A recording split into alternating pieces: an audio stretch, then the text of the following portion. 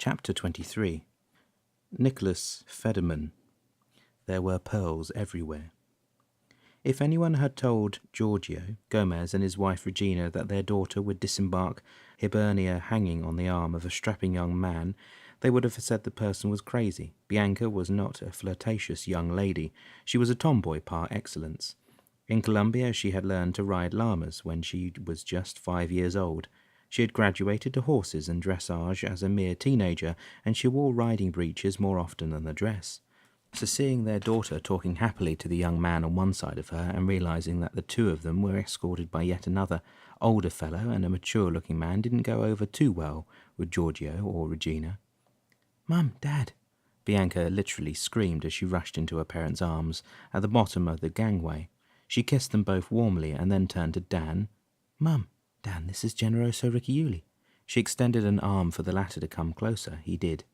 "Generoso, this is my mother, Regina Gomez, and my dad, Giorgio."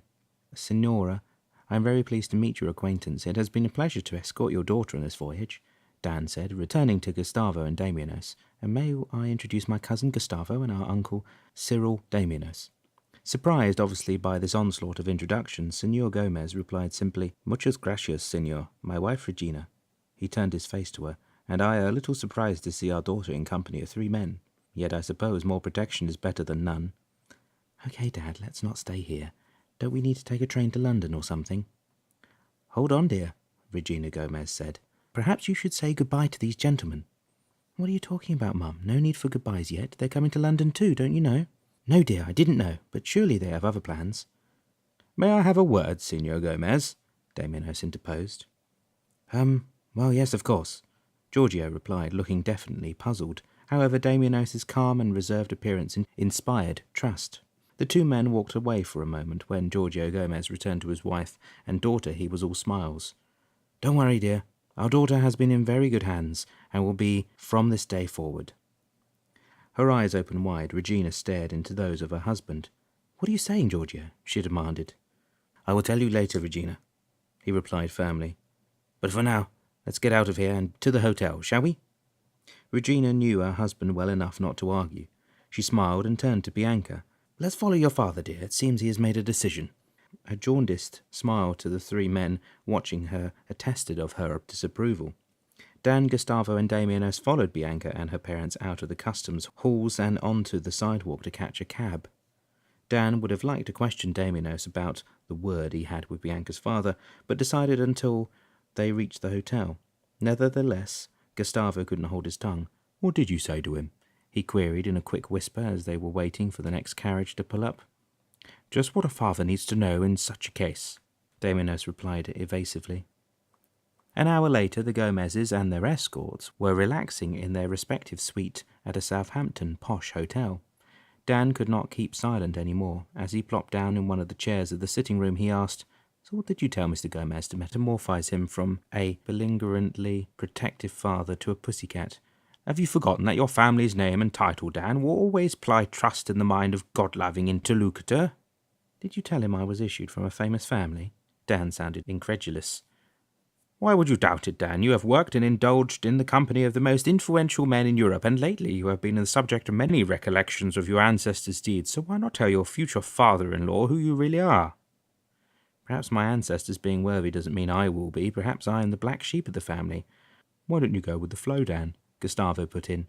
"Remember, you're not holding the reins here. The man upstairs is, and if he's decided that you should be married to this beautiful Bianca, so be it." "I guess you're right. I just cannot believe my good fortune sometimes." Dan paused for a minute. "What was that about riding llamas? Does that really happen?" Chuckling, Damianos sat across from Dan, and so did Gustavo. "Yes, Dan, perhaps you should remember your own childhood in Venezuela." "Yes," Dan replied musingly. "But all that seems so long ago and so far away." "It should, but not in your past. It's all in your future." The next day, the 3 companions and the Gomez family were on their way to London. Sitting in a train car together, the 2 young people were spending their time in pleasant conversation. Damianos kept his distance, but as promised to both parents, he was watching that their daughter didn't stray from the path of chastity. Dan was thrilled. He found Bianca enticing, delicious to look at, and vivacious. He couldn't get enough of her company. He felt like a child all over again. And you say you were an advocate in Castelnuovo? Bianca said. Why did you leave? Didn't they need your services any more? Dan laughed. No, that wasn't the reason for my leaving. You see, I had what you may qualify as a nice life in a village. I had a house, people who cared and looked after me. I'm really too young for that sedentary existence. I couldn't really travel to Salerno or Naples for a weekend. Too far of a ride every time. I felt like a divertisement.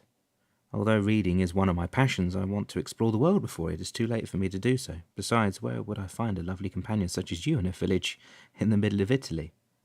You're too kind, Generoso. I'm quite sure you would have no problem attracting the attention of any young woman you meet, whether in the middle of Italy or in a busy city like Naples. Perhaps you're right, Bianca, but the bottom line is that I now found you, and that's nowhere close to Italy either. They smiled at each other, and as if wrapped in their thoughtful exchange. Tell me something, Bianca went on. Why choosing Colombia? Do you have family there? No, I don't, but Uncle Damianos knows quite a few people there, he told me. He suggested that starting up a cabinet of advocates in Rio Archa would be a great idea. They apparently don't have many advocates who speak various languages or who could read Latin the way I do. You do? I mean, you do read Latin. That's great. I know my dad would need your help. You see, he's translating some of the documents that come to the historical museum where he works. He's the curator, he tells me, and he sometimes has a hard time of it. Most of the documents date back to the conquistadors, and some of them are in Latin or even Gothic German, and he would need help in that regard. In German, you say? Why would that be? I thought most of the conquistadors were Spanish, weren't they? Oh yes, most of them were, but Rio Archa was founded by a German man by the name of Nikolaus Federmann in the 16th century. Bianca smiled and shook her head. But the funny thing, and perhaps what always attracted troubles for the inhabitants, was the fact that Rio Archa was the pearl capital of South Africa back then. Of course, the pearls were a godsend, but also a terrible curse. They attracted pirates from everywhere, mostly the Caribbeans, which was devastating for the people who lived nearby. That's interesting, Dan remarked, thinking he would have to brush up on Rio Archa's history promptly enough. And as for the German documents that your father might need to translate, if I cannot assist him, I'm sure Uncle Damianos will be able to help with that task. He's a very learned gentleman, Uncle Damianos is. He might look a little rough around the edges at times, but trust me, he has knowledge that encompasses many subjects. He always amazes me. June had made its welcome appearance in London by adorning every garden with the most elegant flowers and greeneries Dan had ever seen in a long time. Immaculate flower beds, trimmed hedges and lush lawns seemed to grace every park with their exquisite beauty and freshness. Generoso was in love. Everything around him seemed to be more beautiful, more vibrant than he could have ever imagined.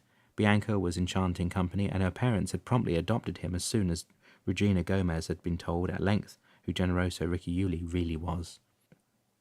One evening after dinner, Dan asked to have a word with Giorgio Gomez. Generoso could no longer hold his peace. He had to ask for Bianca's hand in marriage. I'll be honest with you, sir, he began. I never expected to say what I'm about to say when I left Italy a month ago now. When I met your daughter, it was as if I came alive. Stop right there, Generoso, Giorgio interrupted. I know what you're going to ask, and the answer is yes. Staring goggled-eyed, Dan didn't know what to say. How? I mean, he paused. What else could I say but, thank you, sir. Thank you, Senor Gomez. In the days that followed, Dan was on pins and needles. He didn't know when he would go down on one knee to beg for Bianca's hand. Gustavo had chosen a gorgeous engagement ring and was already looking forward to the wedding that would probably take place in a year or so. But that wasn't to be. Damianos had soon put a stop to any conjecture by saying, You would do well to remember the century in which we live presently, Dan.